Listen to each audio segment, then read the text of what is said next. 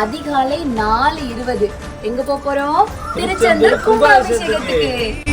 தோன்றி ஒளியாகும் வேளா வான்மேகமாய் மழை ஊற்றுவாயே, வாராத போதும் வரமாகும் வேளா கரம் நீட்டியே அருள் ஊற்றுவாயே, தேடாத போதே கண்முன் தோன்றுவாயே, பாடாத போதே கண்ணீராற்றுவாயே.